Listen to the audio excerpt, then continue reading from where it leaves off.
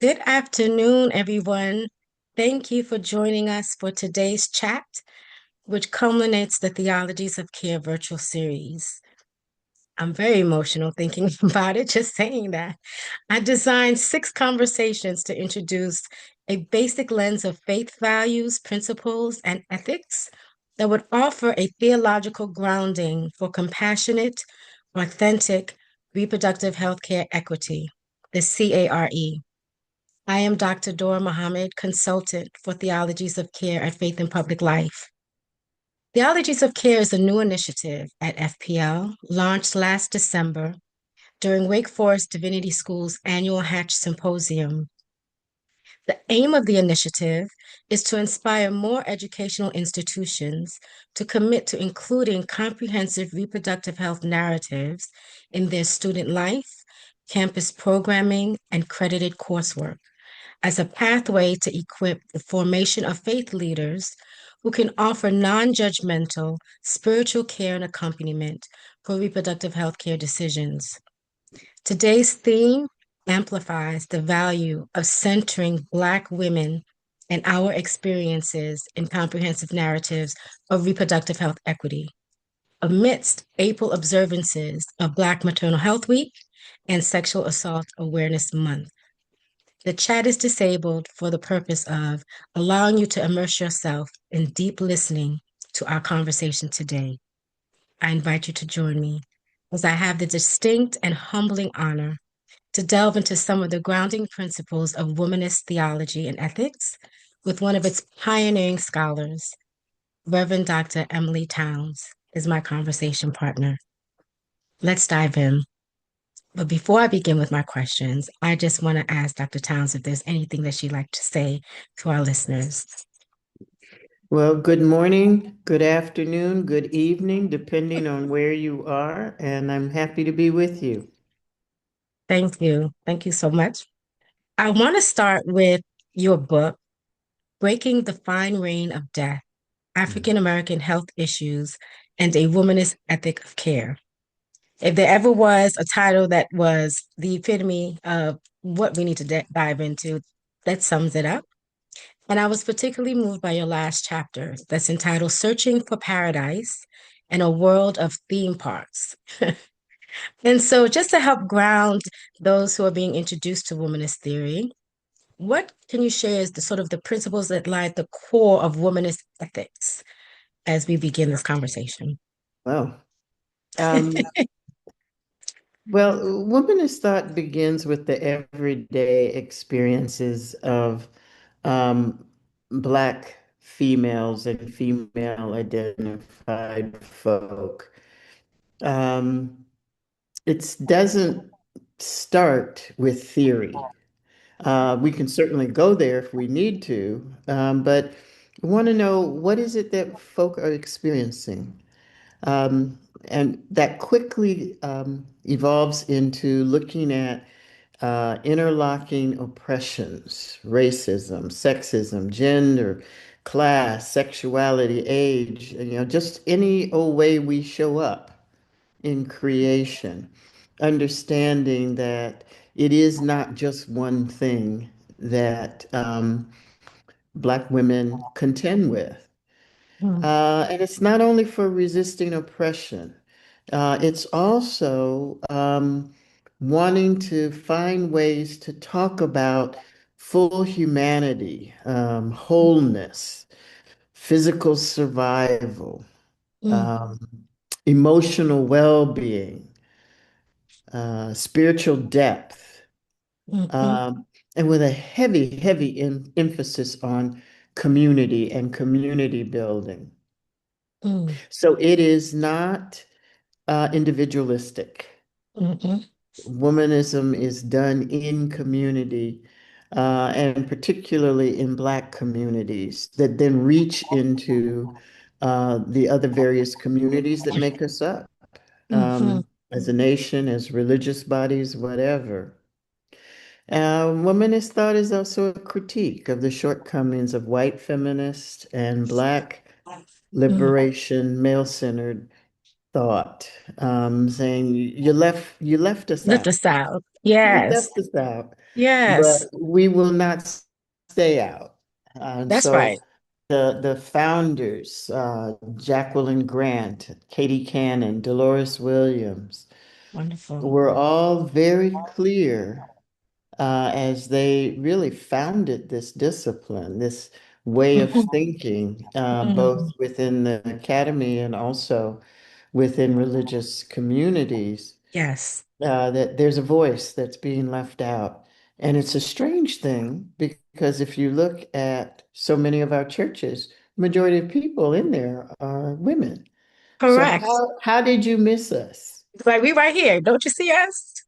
Yeah. Yes. So it's about agency, and that's a ethicist way of saying we've got the ability to do something, and we Mm, need to claim that and use it. It's womanist thought is about creativity, mm, something that I talk to my students about all the time. And I'm actually teaching a class on this semester.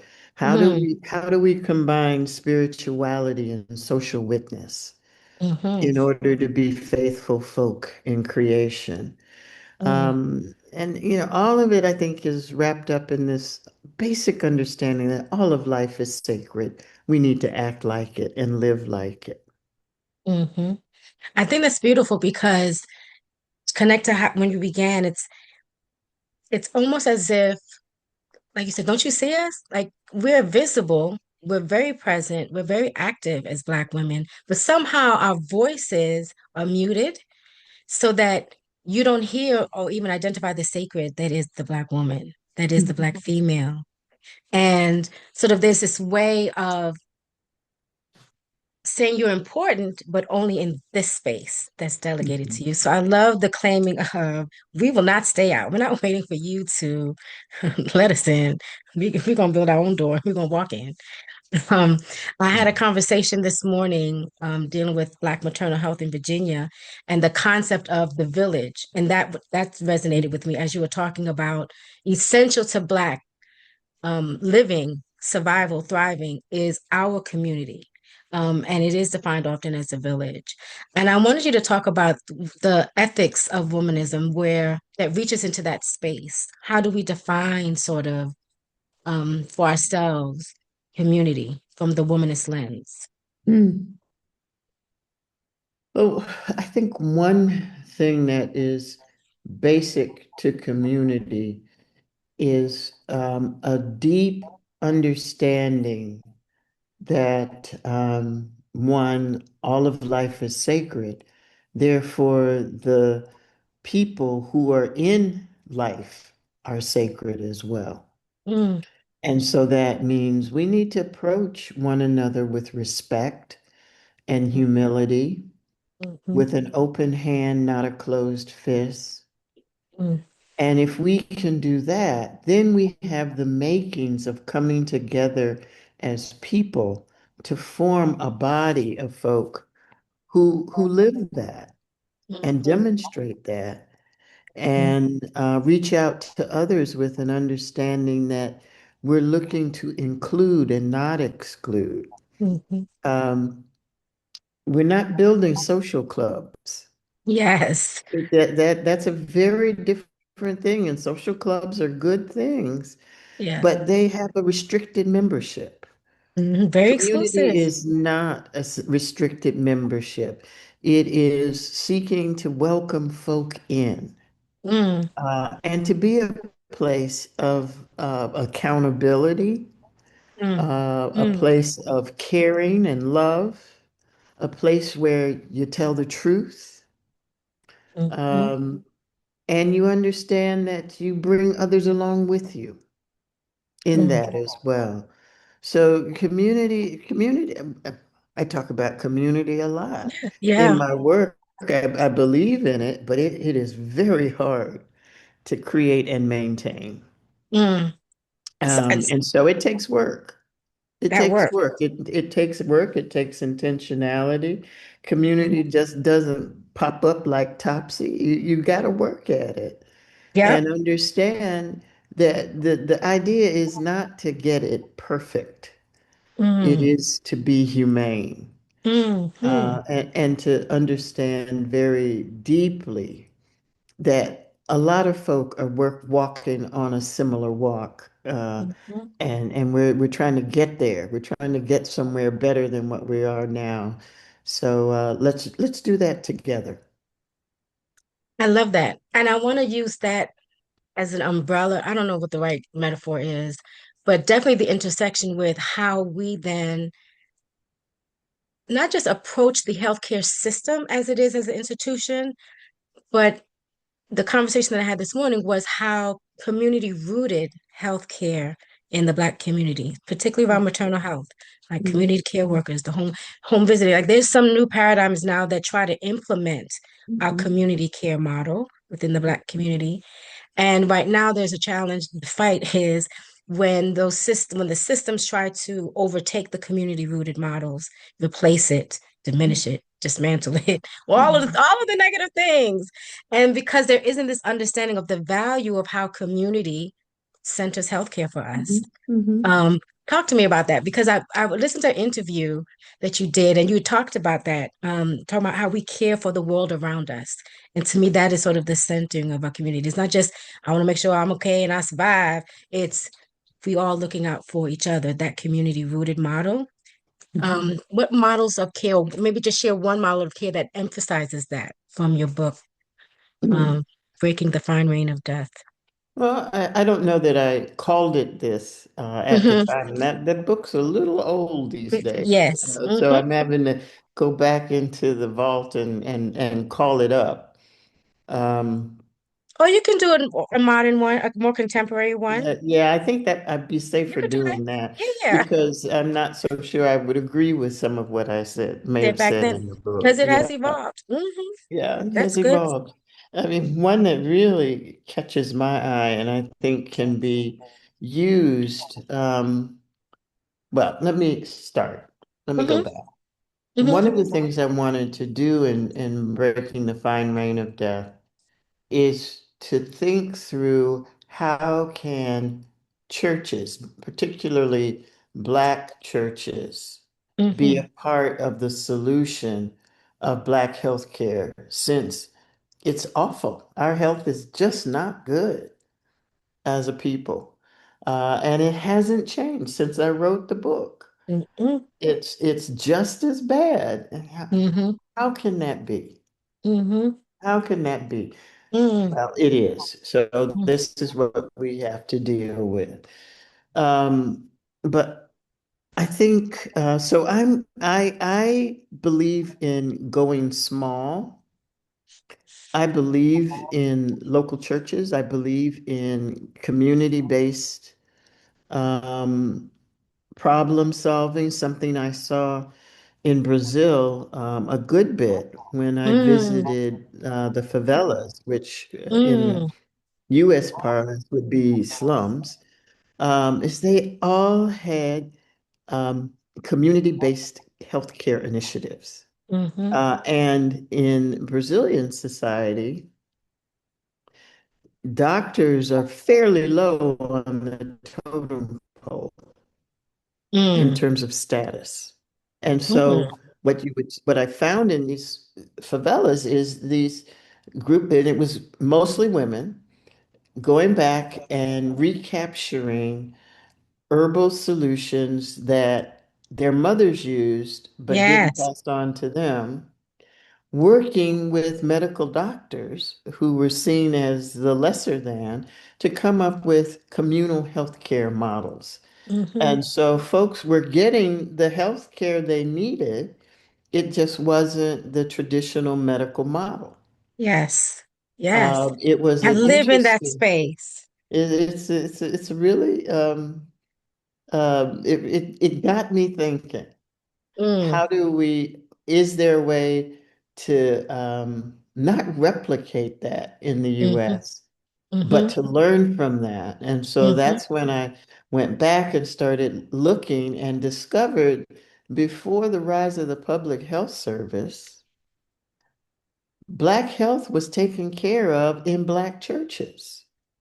That is correct. The Mhm. doctors and the nurses would hold clinics. Mhm. And I think people might have been a little healthier Yes. because it was accessible.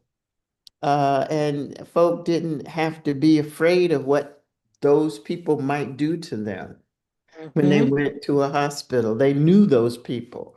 They Yes. were brother so and so Yes. who was a deacon in the church, but also a medical doctor or nurse. Yeah, so I think small. I Mhm. think small, and you get many smalls together, you get a big, Yes. and I then you like get that a paradigm. movement. Mm. So for me, it's a model that draws on, it would be a model that draws on the gifts and skills of the folk in a given community or particularly in a given church. That then, if we shift that then to what that might look like for maternal health, um, I think then a reproductive justice model Mhm. is the way to think because that can be the sort Mhm. of through line, the drum line for what Mhm. is going on in the community. I Mhm. really Yep. believe it's important. Healthcare begins with knowing who is in front of you, Yes. Mm. who needs to be served, and to also ask the question, who is not here, who needs That to part. be. That is it. And what are That is we not doing that is keeping those folks out? So uh you gotta get sort of a testimony time. You have to tell the truth of what's going on. Are we truly being that caring community that says we want to see people be healthier, but Mhm. we're not living it. We're telling people no. I find it And interesting so that, oh, go ahead. uh, the um, the reproductive justice model Mhm. really says, black folk have the right to have children, and they have the right not to have children. Mhm. And we have the right to parent children in safe and sustainable environments. Mhm. I mean, that's where we begin That is with it. this model. Mhm. Uh, there's a choice about having children.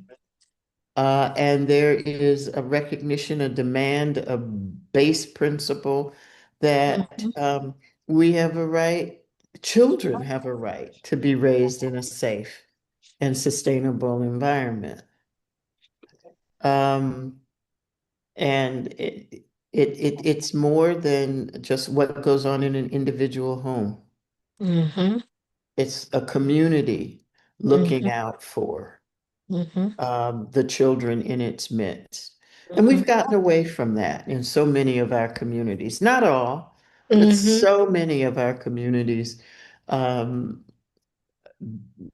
who is that child down there? I've never seen them before. What child may have lived there the whole time they've been living, and we just don't know each other as We much don't talk like anymore. we used to.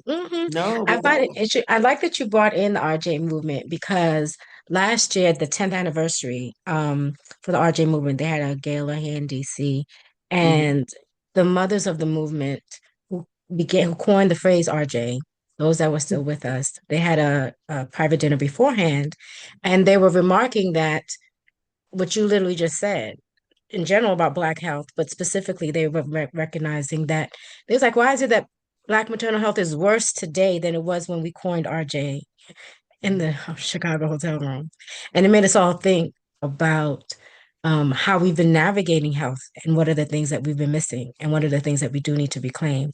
And I so appreciate the model from Brazil that you mentioned because my family's from the Caribbean. And I say Mhm. all the time, my mama's kitchen is my medicine, right? And so learning how to go in there, and I come from that family of healers in that spirit Mhm. and knowledge.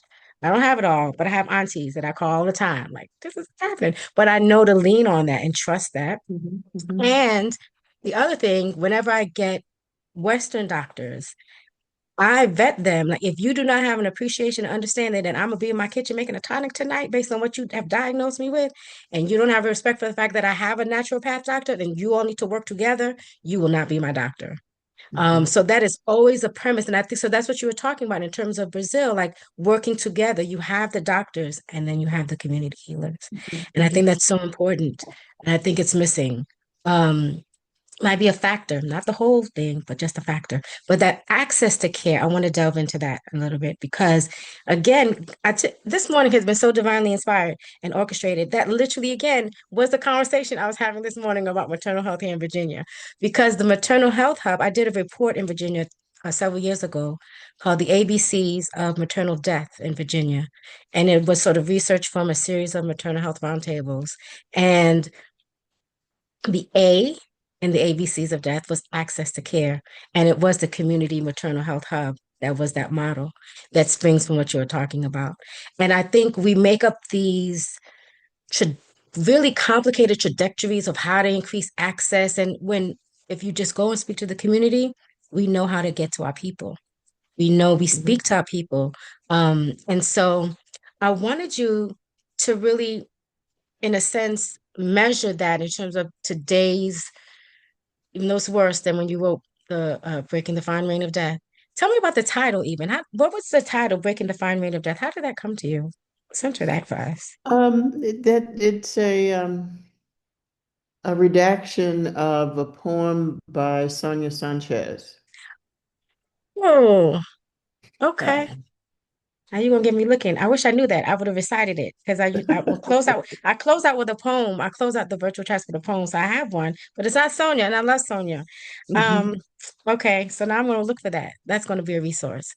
I think it's important that for us, we specifically with the Theologies of Care initiative, it's really making theology, like you said, how is a discipline. It didn't start as theory. And I think sometimes in theological institutions, we get locked in academy and we don't know how to apply it practically in Mhm. the world. So for us, as we deepen the Theologies of Care initiative, one of the spaces we are going to be delving into is chaplaincy, right? Like the actual practical app in the spaces.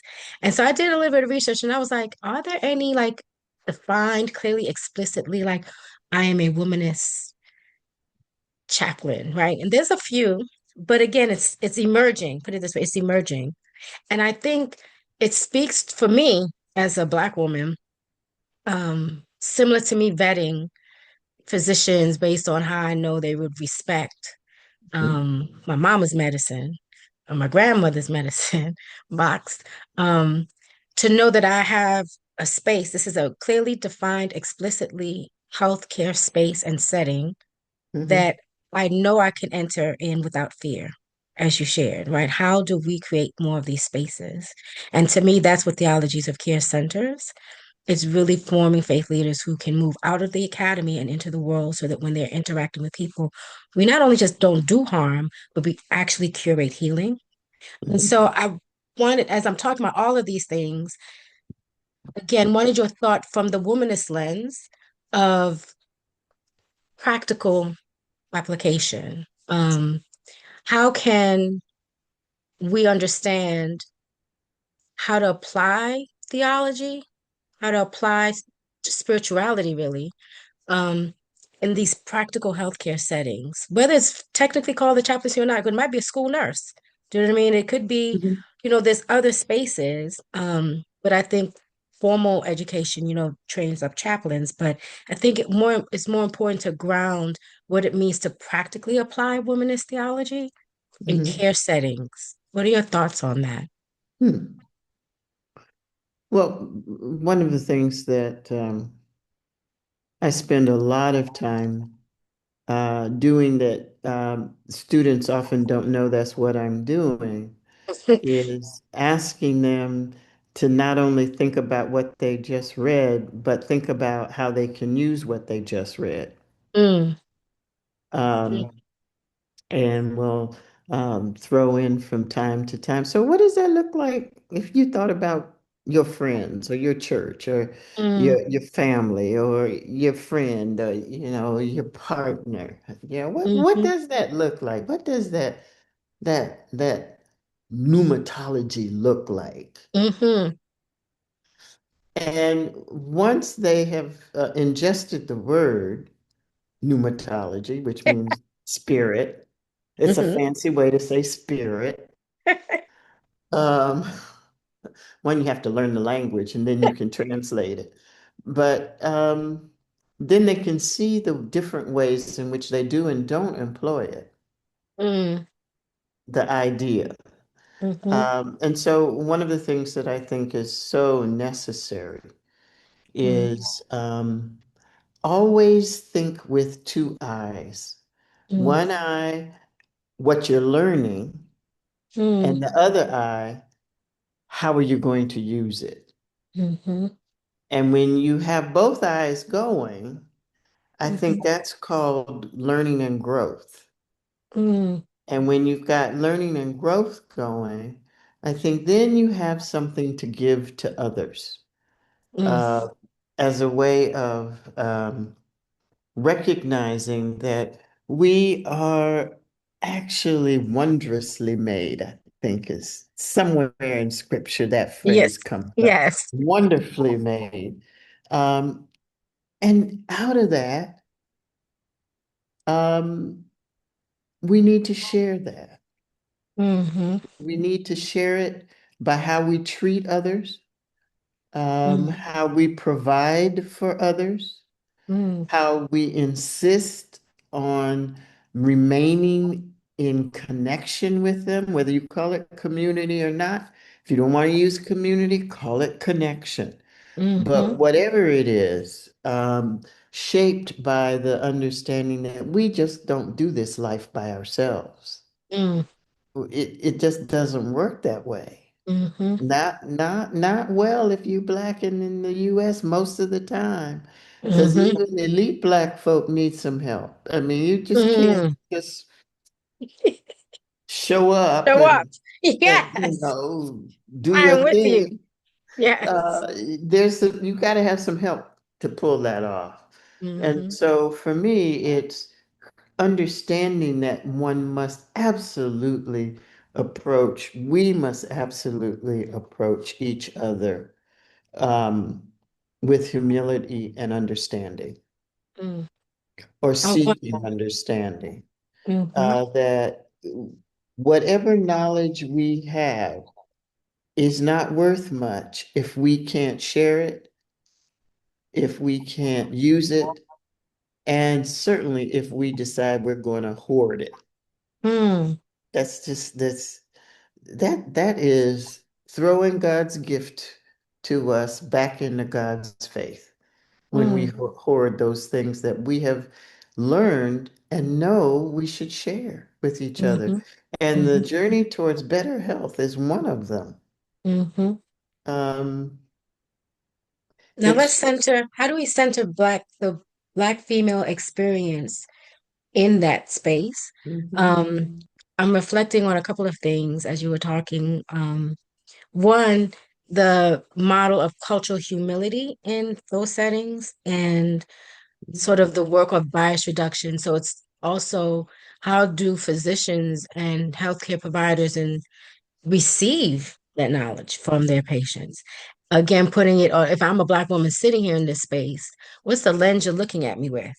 Um, and so wondering, there was again, listen to some, I don't want to say a lot, but I listened to quite a few interviews and recordings of you. And there was a clip, it was a learning series that you were a part of, The Work of the People. And you were talking about how taking care of ourselves and our bodies, we take care of ourselves not just for us, but because we are a gift to others in the world. What you were just talking about, right? And I found that very connected to the core element of the purpose of theologies of care is that the comprehensive narrative. And for too long, Black women have not been a part of that narrative, our voices and our experiences. How, when we become part of that narrative, become part of what the care givers, care providers receive, right? It's allowing them to receive from us as Black females in this space. How does that shift using that lens? How does that shift care, the paradigms of care, the provision of care? Mm. Center Black women. One thing, it means we're beginning to see the whole community Mm, mm, rather than segregate ourselves into mm, men, women, and children. mm, The reality of trans lives in our mhm, churches and in our mhm, communities is already disrupting that. And mhm. we sometimes act like it's not, but it is. Yes. Um, and so it helps us, I think it gives us a greater appreciation Hmm. um, for how wide and deep the community is. Mm, And if that is the case, um, how then do we live that out hmm. as opposed to? And so you start listening to Black women. How many times Mm, has something happened and we're talking to a sister friend and say, mm, if they would have just listened to us, mm. we That's a told whole them book. it was going to happen and they didn't listen, That's a whole and book of now citations it right has there. happened. Yes. So That's an it's encyclopedia. it's respect. Hmm. You when you do that, Hmm. when you understand that people have something to say, listen to the children. They are looking at us all the time. We Mm, forget that when we were mm. little kids, we were watching the adults. Why would we That's think right. that they're not watching us now that we're adults? Yes, we used And to they get in see trouble for looking things. too closely. Right. Right. They You have to see sit there. things, they know things, and we They act like listen. there's not a repository in them. Mm, So we I love try to that. locate wisdom and knowledge in one body, and that's just not the way creation That's works. right. That's it. So if one centers Black women, you will find out immediately, then you're bringing the rest of the community in fairly Mm, quickly because mm, that's what Black women do. We don't mm. just sit there being wonderful all by ourselves. I love that. We bring in others because we care about folk, even the folk that get on our last nerves. We at You're gonna least we get need to know why they get on our last nerve. But right. it really is a matter of respect. Mm-hmm. And also, I think, um, understanding how large a gift God gives us when we are given the gift of life. Mm, And we need to stop devaluing it because when we don't include who's in the room and who's and ask who's not, we mm-hmm. have lost some sense of who we could possibly be, Mm-hmm. I think. Mm-hmm. I love those thoughts. I think everyone would agree. Thank you for your humility in sharing that. But that's very profound. And I love the visual of the repository of wisdom is not just in that one. You can't just situate it in one body. It is located in all of us collectively. And I think that's important. And I love also, again, once you bring in Black women, very swiftly behind, we're bringing in all of us. Um, there's a principle that I think that is that embodies that's counter to every system that is built in the US that is so individualized, Mm, where it is the self. It is um in all of the things, and even in faith spaces where the framing of even salvation is singular. Um, but it reminds me of, especially since we just observed uh, Resurrection Sunday, and the story of the women going to the tomb, mhm. and there's I guess just a reflection of no one would know about the resurrection if it were not for women preachers. Meanwhile, though, you have that women can't preach officially or formally, right? There's that challenge Mhm. um, but again, it's the resurrection knowledge followed behind us speaking, and so and having voice. And how do we affirm that? What are ways that you think theological institutions, divinity schools, seminaries, can really foster that space? I know that there's a lot of student groups that are Mhm. womanist, right? Like the students gather and know how to, and there are maybe pockets of faculty that are womanist, right? That they profess. I was recently at um, Columbia Theological Seminary to do a Mhm. presentation on theologies of care, and one of the faculty said was talking about the number of womanist professors that they have Mhm. for an ATS accredited school. And they were like, we need to put that. And she was saying how we may know this, but we need to put that on the front page of our website. And everybody applauded, right? And that's what I'm thinking. It's like again, like we have these womanist wells and repositories, but they Mhm. exist in pockets and we don't amplify it. And I don't know what what advice would you say to maybe a student group leader who wants to say to really amplify the repository of that they know exist, but throughout their institution and not just in their pocket, not just in this one class, not just within this one program or the center at the school, but to really make it fully affirmed across as an institution. Mhm. Well,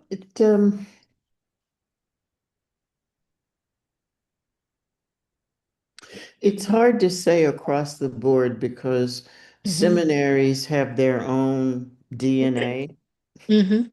and what works in one place is Hmm. not going to work in another place. Very true. Um, but I think an awareness, and it's something as crass as having a communications officer that amplifies this is what's going on here. Hmm. Make it part of, you can put it on the front page of the web page, but then, after a while, people stop looking at it, they flip past it. So it's only effective for a time. Hmm. But I do think having that access to the public ear Hmm. is important. And so communication officers become that conduit. Hmm. Because even though faculty may go out and talk a lot, Hmm. often when faculty go out, they don't talk much about their school. They're talking about Hmm. the subject they're talking about. Oh, right, right, right. And so it drives communication folk crazy when they find out we've been somewhere and we didn't like mention the school or take some flyers or something like that. And I appreciate it. I appreciate the fact that they're right Yes. because I will say I'm this as for guilty my, as charged uh, definitely. too many times. But there's also, I think, the best PR for any school are the students Mm, and mm, how okay. they behave and talk in public. Mm, And so getting students to talk about what they're learning, who's there, I love that. why it's different, to others, not just to prospective students, Hmm. but in their ministry settings, whatever that may look like, because so many aren't in traditional church settings these days. Hmm. That's even more important to get that news out. But uh, people listen, they watch, they see what students are doing and saying, and what they say they're learning, and are they applying that when they look at the work the student does, the way they interact. So that to me this is Very a part of powerful. my get small Mm, strategy. It starts with where you are and who's there and who can talk about the place. And mm, in some cases, there is, I know even here at the School of Theology, BU School of Theology. We looked around one day last year and said, we got 5 Black faculty members. How did that happen? But where they come from? Yeah, really. I love it. And it wasn't all that long ago. There was only one. Mm. And before that, none. So, Right. so we're like, oh, we need to do something about it. So what did we decide to do? Well, let's create a program on religion and Africana studies. Mm. Yeah, it's that kind of, first you have to realize what you have. Okay. Because sometimes we don't see it. We're so busy living it, we don't see it. We don't see the distinctives. And then if Mm-hmm. we don't see the distinctives, we don't see the possibilities. Mm.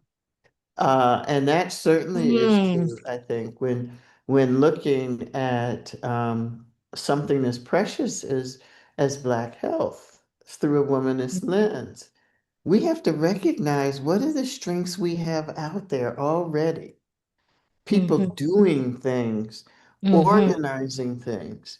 Um, a couple of years ago, my dear friend and colleague Teresa Smallwood and I Mm. started what we now call the Womanist Hub. Mm-hmm. And the whole point is we don't do work. Mm. We are slowly building a community of Black women, scholars, activists, clergy, lay folk. We meet once a month for an hour and we don't do work. Mm-hmm. We just talk I and need to listen. sign up. We become a place where that's it. We're Where not do I trying sign to up for that? build, we're not trying to build an institution. We're Yes. trying to help people stay sane Mm-hmm. and Mm-hmm. healthy. Mm-hmm. Uh, that's another get small thing. Mm-hmm. And I'm Yes. fierce about no, we are not turning this into an institution. No, we are not going to Mm-hmm. seek funding from so and so to do X, Y, and Mm-hmm. Z. All we need to do for an hour is just sit and talk. And if we got a Zoom link, we can do that. Mm-hmm. I've been saying that recently. I don't need funding to be myself. Can I just sit and be myself? But Yes, I love it's it. that, and and it That's a varies. paradigm of health. Yeah, it varies from month to month. Who's Mm-hmm. on the call, who's not. Nobody's keeping count of who hasn't been here. Every once in a while, I'll get an email from somebody. I'm so sorry I didn't. I was like, do not be sorry. Mm-hmm. Yep. Yeah, you missed the conversation, but you were doing something important Mm-hmm. that needed to get done. Mm-hmm. So forgiveness is a big feature of it as well. That kind of thinking small and acting small is what I'm trying to get at. It's not Mm-hmm. these big movements. Mm-hmm. It's in some of my work, I talk a lot about everydayness, and it's very much those things that get us through the day. Mm-hmm. It's not these huge events. Huge Mm-hmm. events are wonderful. They're marvelous. Mm-hmm. They're high points, but Mm-hmm. they are not the stuff of life. Mm-hmm. They are a part of life. But it's Mm-hmm. what we do every day to get ourselves through the day and not create mayhem in the process. Mm-hmm. That's what we're going for. I love it. And all of what you just shared about the Womanist Hub is like the answer before I even ask the question, my final question. So it might even be relevant. But see if you have additional thoughts. But like I like that is the space I'm talking about that I'm envisioning. So the last question I wanted to give you formally is Centers April being Sexual Assault Awareness Month and how Mm, difficult it is to discuss sexual violence, not just as Black women, but just in faith spaces, in mm, healthcare spaces, all of the spaces. And so the intention to deliberately include it in the scope of reproductive health. Equity is a battle. And Mhm, I've leaned into these conversations from a very, very personal space. mhm, I'm a survivor of sexual assault. I was a teenager. I was left for dead in a park. And the FBI investigated my assault as a hate crime because at the time I was a covered Muslim. I was a freshman in college. mhm, And that sort of spurred me into this space on a very personal level.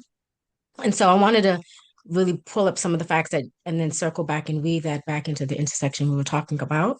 One in four Black girls will be sexually abused before the age of 18. One in five Black women are survivors of rape.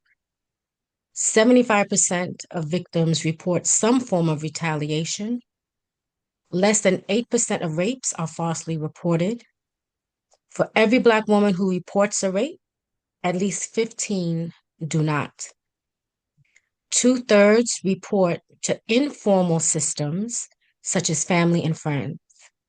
And I wanted to focus on that last statistic, which again, you described it in the Womanist Hub, but for me, theologies of care cannot exist fully without fostering this space for Black women mhm, to speak about our surviving, thriving after sexual violence. How do we help move women along that journey of healing? How do we raise and harness our voices against this violence? And I believe womanist theology. I found it when I first learned of womanist theology. It was from a dear friend, Reverend Faith Harris, um, here in Virginia, and she moved me into embracing womanist theology as she explained it. I was like, oh, didn't know about that. But because by its nature, for me, it offered me tools to create and sustain healing for myself, healing for other women around me. And so, wanted your thoughts around that. Again, knowing that you just described the space, mhm, but what are your just thoughts about that intersection, specifically around sexual violence? mhm. But it is, as you've said, it is the silent crime in so many of our spaces as Black women. Um, Violent, silent crime. Mm, And I think we absolutely must, like a womanist hub or some version of that, begin where we have not already begun to build safer spaces, because mm, I don't believe in safe space. I gotcha. think it's Mhm, impossible to pull mm, off in this culture of ours now, particularly in mm, these days that we are trying to live through and not be shocked yet mhm, again at the latest atrocity mhm, that we learn is being done in our name. mhm, Um, but we have to create those spaces and we have to talk about it. mhm, And we have to educate clergy on how to talk about it. mm, And I'm not saying it begins in the pulpit because I don't think it does. right. I'm a firm believer that by the time you bring it up in the pulpit, you should have been talking about it for at least a year in Mm, spaces, in mhm. committee meetings, in Christian Yes, ed programs, in yes, everyday conversations, so that it is not a surprise. yes. It is a part of the work of the church. That's so good, Dr. Towns. And so Yes, you speak the word rape. You yes. start to be explicit in your language, not in the pulpit, but in those spaces, Mm-hmm. so that folk begin to learn this is a place where I can talk about what has happened to me, or what Mm-hmm. I know happened to a friend of mine, or somebody I heard about over here, who's trying to live this all alone and is now doing all sorts of self-destructive behavior Yes. because she has not or he has not had an Mm-hmm. opportunity to Mm-hmm. begin to process the violence that was done unto them. Mm-hmm. Mm-hmm. Can we be brave enough to do that? Mm. And more importantly, can we be faithful enough to do that? To understand that this is a faith commitment to open up our spaces, to honest and candid conversations about sexual violence. Mm. Um, and if we can't, for goodness sake, do not try to develop a ministry about the very thing you can't talk Talk about. about. That's worse than not talking about it, Hmm. because So now you are harmful. sanctifying your ignorance and your fear. Mm. Let's not Mm. do that. Let's not do that one more time. Mm. Um, is where I end with that and begin with that actually as Hmm. well. Mm. I think our faith demands more of us Hmm. than repeating yet another way to victimize someone. I love that. Thank you, Dr. Towns. Your closing thoughts. Hmm. Health is an interesting thing. I turned 70 in my last birthday, and part of what I did, if I had known what I was doing, I would not have done it. But Hindsight. my spouse and I decided we would go to Ireland for my 70th birthday. Wow. Why Ireland? I don't know. We can't reconstruct how we got ourselves Whose there. idea was it? Was it yours or theirs? No, we don't even remember whose idea it was. We just found You ourselves can't on a blame plane nobody. going to Ireland. And we went to County Cork. Hmm. And in County Cork is Blarney Castle, Okay. where the Blarney Stone is. Hmm. And we hadn't done any research. We were sitting in the hotel room, say, okay, we're here. What are we gonna do now? We got 3 days. We flew. So I had always heard about the Blarney Stone. I had no idea what that was. I just knew people went and kissed it. Yes. Again, let me repeat, if we had known what we were doing, we would not have done it. It would have been plan B. We Yes. would, we would not have done it, but we take ourselves to Blarney Castle, Cannot. gorgeous grounds, just beautiful, beauty all around us. And this I feel medieval like this castle whole in experience ruins. needed to have been recorded. I am so glad it was not. It was recorded. There were two pictures taken. So we decide, okay, we're gonna go kiss the Blarney Stone. In my mind, there was this big rock sitting somewhere that you go up to and kiss. It's not sanitary, No, but ma'am. I'll work on it. I'll work on it. So we start, we're in line, and it becomes clear because we're now doing this winding, narrow staircase. It only can fit one person. It's only one person wide.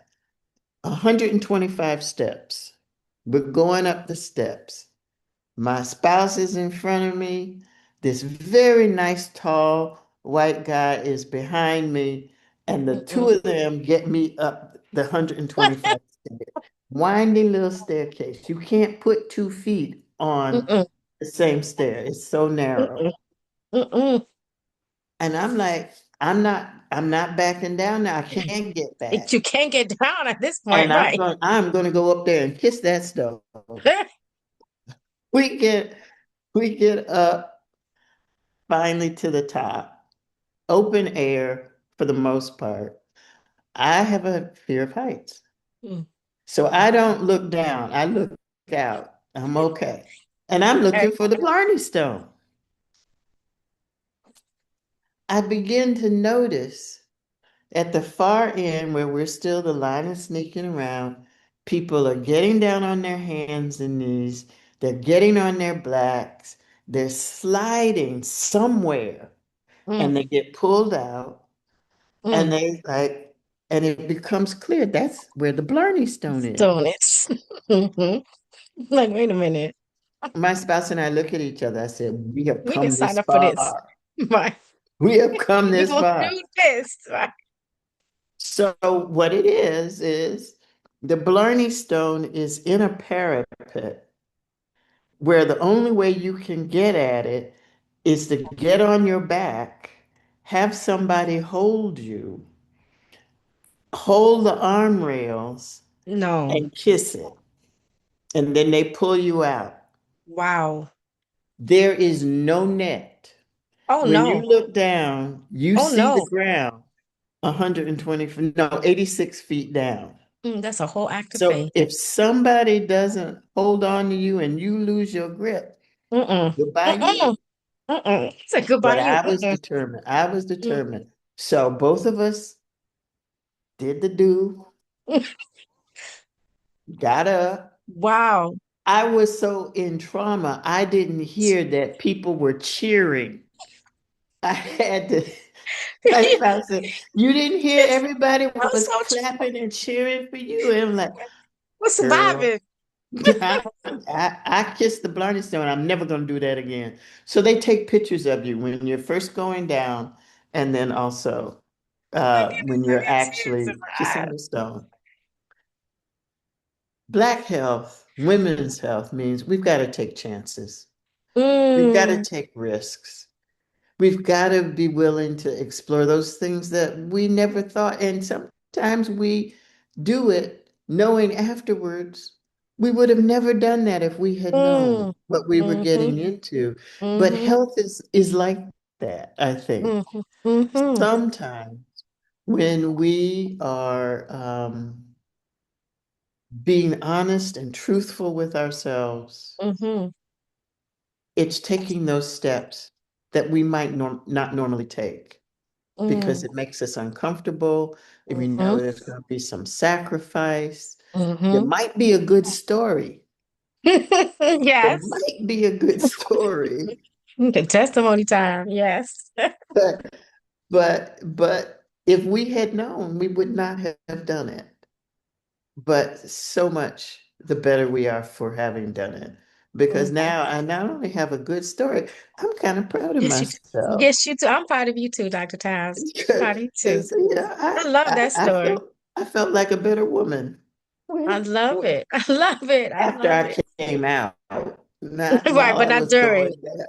Yes, No, no. I But love it. yeah. I thank you for the story, for the bravery, for the model, and for the laughter. I think both are needed. We got to be brave, but we got to know how to I think people live need and to be laugh warned too. about the Blondie Stone, though. You need Yeah, to know what you're doing, especially if you're interview a stone. black woman, because you know Ireland doesn't have a whole bunch of black folks, so This might be why. This might be why. Just say it. could well Well, be. I love it. Thank you for your time and your wisdom. You're welcome. This has been the perfect culmination. I could not have asked for anything more than the sweet, sweet wisdom from Dr. Emily Towns. And so I wanted to close today with the voice of one Black woman, one of my favorite poems that stands out as a beacon of womanist thought. It's called Won't You Celebrate With Me by Lucille Clifton. And Mm, now, of course, now I'm imagining the body stone, but won't you celebrate with me what I have shaped into the kind of life? mhm, I had no model, born in Babylon, both non-white and woman. What did I see to be except myself? I made it up here on this bridge between starshine and clay with one hand holding tight my other hand. Come celebrate with me that every day something has tried to kill me and has failed. mhm. Thank you all for joining us today. Love and blessings to each of you.